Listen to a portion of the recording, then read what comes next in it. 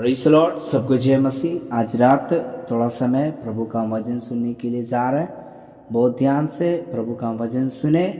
परमेश्वर सबको आशीष देंगे। प्रार्थना करेंगे, प्रभु जी इस मीटिंग को शुरू से अंत तक आप अगुवाई कर, आशीष कर, अनुग्रह कर। और अभी जो आपका वचन सुनेंगे वो वचन के द्वारा हम सबों से बातचीत कर। आपके हाथ में सौंपते हैं। प्रार्थना यीशु के नाम से, आमीन आमीन आमीन। सबको जय मसीह। प्रभु आशीष दे। अभी तो छोटा गीत गा के वचन को में जाएंगे। एहसास ये तेरा मुझे खींच लाया द्वार तेरे, भले ही मनुष्य भूले मुझे, मैं ना कभी तुझे भूलूंगा। हे यीशु रे तू मेरा जान है, ये जीवन मेरा है आपके लिए। जय मसीह सबों को। आज की इस रात में जय मसीह। आज का दिया हुआ समय के लिए मैं परमेश्वर को बहुत बहुत धन्यवाद देते हैं। आइए हम अभी कुछ परमेश्वर के वचनों से हम लोग कुछ जानेंगे, हम लोग देखेंगे। आज भजन संहिता 1 अध्याय हम निकालेंगे।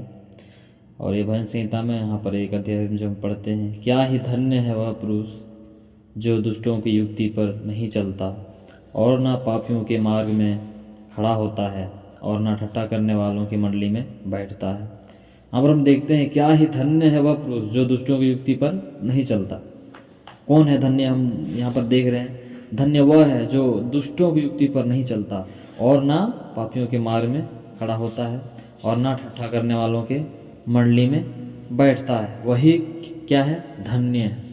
हमारा जीवन में भी हम धन्य है या नहीं है, हम अपना जीवन को खुद जान सकते हैं। क्या हम दुष्टों की युक्ति पर चलते हैं या पापियों के मार्ग में हम खड़ा होते हैं और ठट्ठा करने वालों के मंडली में अगर हम बैठते हैं तो हम धन्य नहीं हैं, परमेश्वर की ओर से आशीषित नहीं हैं। अगर हमारे अंदर ये 3 स्वभाव रहे तो हम प्रभु यीशु मसीह में हम क्या है? हम लोग आशीषित लोग नहीं हैं। इसलिए अपने जीवन को देखना है। हम लोग बहुत समय चर्च जाते हैं, प्रार्थना करते हैं, लेकिन हम ये सब हमारे जीवन में होता है। हम प्रार्थना में तो आते हैं, फिर भी हम क्या करते हैं? दुष्टों की युक्ति पर हम चलते हैं। पास्टर को दिखाने के लिए हम चर्च में आते हैं और फिर हम पापियों के मार्ग में खड़ा भी होते हैं, फिर ठट्ठा करने वालों की मंडली में हम बैठते हैं। जैसे देख सकते हैं बहुत जगह चुगली ये वो जो बात होते रहता है, तो वहाँ पर भी जाकर हम सुनते हैं और उसके बातों को सुनते हैं। तो वो क्या है? एक प्रभु यीशु मसीह की ओर से हम लोग क्या है? वो धन्य व्यक्ति नहीं है। और हम दूसरा जब यहाँ पर देखेंगे, परंतु वह तो यहोवा की व्यवस्था से प्रसन्न रहता है और उसकी व्यवस्था पर रात दिन ध्यान करता रहता है। कौन? जो धन्य है, जो पापियों के मार्ग पर नहीं खड़ा होता है और जो दुष्टों की युक्ति पर नहीं चलता है और जो ठट्ठा करने वालों की मंडली में नहीं बैठता है। वही लोग क्या करेगा? व्यवस्था पर क्या रहता है? प्रसन्न रहता है। जो परमेश्वर ने उसे आज्ञा दिया है, जितना भी वचनों पर चलने के लिए जितने बातें वचन में लिखा है, उन सब बातों से वो क्या होता है? उसको आनंद मिलता है, उसके अनुसार चलने के लिए उसको खुशी मिलता है, उसमें कोई भी उसको ठेस नहीं पहुंचता है। अगर हमारे जीवन में बहुत समय पास्टर से हम वचन सुनने के समय ऐसा वचन प्रचार जब हम सुनते हैं तो वो समय हमारे जीवन में ठेस ठोकर का कारण पहुंचता है। क्यों? क्योंकि वो वचन हमारे उस वचन के अनुसार हम नहीं चल पाते हैं। कारण यही है कि हम दुष्टों के मार्ग पर जब चलते हैं, पापियों के मार्ग पर हम बैठते हैं, तब ऐसा जब हम हमारे में खड़ा होते हैं और ठट्ठा करने वालों की मंडली में हम जब बैठते हैं, तो ऐसा हम लोग को मन नहीं लगेगा, हमको व्यवस्था से हम प्रसन्न नहीं रह पाएंगे। इसीलिए हमको व्यवस्था पर प्रसन्न नहीं रहने के कारण और उसकी व्यवस्था पर रात दिन हम ध्यान नहीं कर पाते हैं। तो प्यारो, क्यों हम लोग को नहीं करने का कारण यही है कि हम इस संसार के हरेक उस मोह माया में हम खोए हुए हैं, उस पापों में हम फंसे हुए हैं, उनसे अंधकार में जा रहे लोगों के साथ हम भी जा रहे हैं। शायद हम चर्च आते हैं, हम प्रार्थना करते हैं, हम उपवास रखते हैं, फिर भी अगर हम दिखावटी के लिए अगर कर रहे हैं, जैसे फरीसी सदूकी जो ऐसे करते थे, दिखावटी के लिए दान दशमांश, प्रार्थना, उपवास, उसका कपड़ा, ड्रेस, सब कुछ दिखावटी के लिए होता था। उसी तरह हम लोग का भी जीवन में ऐसा बहुत समय हो जाता है। तो हम लोग दिखावटी के लिए आते हैं, लेकिन फिर भी हमारा मन क्या नहीं लगता है? व्यवस्था पर हमारा मन नहीं लगता है। हम रात दिन ध्यान नहीं कर पाते हैं। इसलिए हमारे प्यारों, हम लोगों को क्या करना है, हम लोग को जो प्रभु यीशु मसीह ने आज्ञा दिया है, जो वचन दिया, उस पर हमको मन लगना चाहिए, हमको खुशी मिलना चाहिए। वचन सुनने के बाद हमको आनंद हमारे जीवन में पहुंचने पाए। अगर हमारा जीवन में जब कि कोई लोग प्रचार करता है वही परमेश्वर के वचन को, तो हम लोग उस वचन सुनने के बाद हमारा जीवन में आनंद आना चाहिए, खुशी आना चाहिए। और तीसरा हम जब पढ़ते हैं, वह उस वृक्ष के समान है जो बहती नालियों के किनारे लगाया गया है और अपनी ऋतु में फलता है और जिसके पत्ते कभी मुरझाते नहीं। इसलिए जो कुछ वह पुरुष करे वह सफल होता है। हालेलुया। यहाँ पर हम देखते हैं वह उस वृक्ष के समान है। कौन? धन्य पुरुष। वो उस वृक्ष के समान है जो बहती नालियों के किनारे लगाया गया है और अपने ऋतु में क्या करता है? फलता है और जिसका पत्ता कभी भी नहीं मुरझाता है। इसलिए हम लोग भी, अगर हम जैसे हम पेड़ को देख सकते हैं, जिसको अगर हम पेड़ लगाते हैं, अगर उसका अच्छी तरह से उसको पानी ना मिले, उसको अच्छी तरह से खाद ना मिले, मिट्टी ना मिले, तो क्या होता है? थोड़ा दिन के बाद वो सूख जाता है, मर जाता है, ख़त्म हो जाता है, नष्ट हो जाता है। उसी तरह हम ऐसे भी हम पेड़ भी देख सकते हैं बहुत जगह, जो नदी के किनारे जो पेड़ रहता है, जो नाले के किनारे जो पेड़ रहता है, पानी के जहाँ पर व्यवस्था रहता है वहाँ पर जो लगा रहता है, वो पूरा हरा भरा खिला हुआ रहता है, उसमें फल आता है, क्योंकि उसको पानी अच्छी तरह से मिलता है, उसका जड़ नीचे तक उसको पकड़ता है, उसका जड़ पानी तक पहुँचता है और उसका क्या है, उस पानी से उसको बहुत हरा भरा मिलता है, फल मिलता है। उसी तरह हम लोग का भी जीवन है। हम लोग अगर प्रभु यीशु मसीह में, अगर हमारा जड़ प्रभु यीशु मसीह तक नहीं गया, हम नदी के किनारे अगर हमारा जड़ नहीं है, अगर हम प्रभु यीशु मसीह, मान लीजिए एक सोता है, पानी का क्या है, वो सोता है, और उस सोता के पास अगर हम लोग नहीं रहेंगे, उसके साथ हमारा जड़ पकड़ा हुआ नहीं रहेगा, तो हम क्या हरा भरा नहीं रह सकते, हम खिल नहीं सकते, हम फल नहीं ला सकते हैं।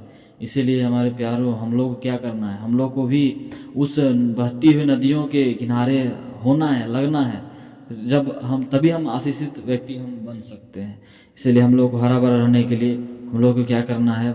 हम लोग को प्रभु यीशु मसीह के क्या है, हम लोग दुष्टों की युक्ति पर नहीं चलना है, पापियों के मार्ग पर खड़ा नहीं होना, ठट्ठा करने वालों की मंडली पर नहीं बैठना है। हम लोग तभी हम क्या कर सकते हैं? अच्छा फल ला सकते हैं। हम उस वृक्ष के समान हम क्या अपने ऋतु में फल ला सकते हैं, जिसके पत्ते कभी नहीं मुरझाता है। इसलिए हम जब देख सकते हैं, और भी हम कुछ वचनों को जब देखते हैं, जब प्रभु यीशु मसीह जब फल लाने के लिए जब एक नगर से दूसरे नगर जब जा रहे थे, उसमें क्या हुआ? अंजीर का पेड़ में वो उसको भूख लगा और फल जब खाने के लिए गया तो उसको फल नहीं मिला, और नहीं मिलने के कारण वहाँ पर क्या हुआ? उसने उसको क्या किया? श्राप दे दिया और वो पेड़ में फल नहीं लगने लगा। उसी तरह वो क्या हुआ? क्योंकि उस पेड़ का कारण यही था कि उसका सीजन, उसका फलने का सीजन नहीं था। लेकिन हम लोग को वचन में यही बताता है कि हम लोग हमेशा फलते रहना, हम लोग को हमेशा हरे भरे रहना है। तभी हम प्रभु यीशु मसीह जब भी हमारे पास आए तो हम लोग क्या है? हम प्रभु यीशु मसीह के लिए हम कुछ ना कुछ हम लोग दे सके। इसलिए हम लोग को हरा भरा रहना है। इसलिए और भी हम देखेंगे 4 में, तो यहाँ पर लिखा है, दुष्ट लोग ऐसे नहीं होते हैं, वे उस भूसी के समान होते हैं जो पवन में उड़ाई जाती है। हालेलुया। यहाँ पर हम देखते हैं दुष्ट लोग ऐसे नहीं होता है। मसीह लोगों को तो क्या होता है? जड़ पकड़ा हुआ रहता है। लेकिन यहाँ पर हम दुष्ट लोगों को देखते हैं कि वो लोग एक भूसे के समान होता है जो पवन से उड़ाई जाती है। वो क्या होता है? वो लोग, उस लोग का कोई भी जड़ नहीं, कोई ठिकाना नहीं, वो कहाँ जाएगा, कहाँ आएगा, उसको कुछ भी अता पता नहीं है। जब हवा आएगा, जब उसको मुसीबत परेशानी आएगा, वो तुरंत क्या हो सकता है? वो गिर जाएगा, वो तुरंत वो सूख जाएगा, वो मर जाएगा। लेकिन हम लोग कभी भी ऐसा नहीं होंगे, क्योंकि हमारा जड़ प्रभु यीशु मसीह में पकड़ा होना चाहिए। हम एक हरे भरे होना चाहिए। हम लोग प्रभु यीशु मसीह में, हम लोग वचन के अनुसार जब चलते हैं, जब हम पापियों की मंडली में नहीं बैठते हैं, नहीं खड़ा होते हैं, नहीं चलते हैं, तो हम लोग क्या है? हम लोग का जड़ प्रभु यीशु मसीह से हम लोग का लगाव होता है, हम लोग जुड़े हुए रहते हैं, जकड़ा हुआ रहता है, और हम कभी भी नहीं गिरते हैं। और 6 में देखेंगे, क्योंकि यहोवा धर्मियों का मार्ग जानता है, परंतु दुष्टों का मार्ग नाश हो जाएगा। हालेलुया। यहाँ पर हम देखते हैं तो परमेश्वर हमारे चाल चलन को प्रभु यीशु मसीह जानता है, और दुष्ट लोग क्या करेगा? उन लोगों का मार्ग क्या हो जाएगा? नष्ट हो जाएगा। इसलिए हमारे प्यारे, आज हम जो वचन देखें यहाँ पर, तो क्या ही धन्य है वह पुरुष जो दुष्टों की युक्ति पर नहीं चलता और ना पापियों के मार्ग में खड़ा होता और ना ठट्ठा करने वालों की मंडली में बैठता है। ये वचन को आज हम लोग देखें, इन 3 पॉइंट को हम जब देखते हैं, तो यहाँ पर हम लोग का जीवन में क्या होना है? हम लोग का जीवन में यही, इसके पीछे हम लोग को नहीं चलना, इन तीनों को हम लोग को फॉलो नहीं करना है, तभी हम हरा भरा रह सकते हैं। तभी हमारे बीच में कितना भी मुसीबत परेशान है, कितना भी तूफान आए, तब भी हमको गिरा नहीं सकता है। हम हरा भरा रहेंगे, खिले रहेंगे। लेकिन दुष्ट मनुष्य क्या हो जाएगा, वो खत्म हो जाएगा।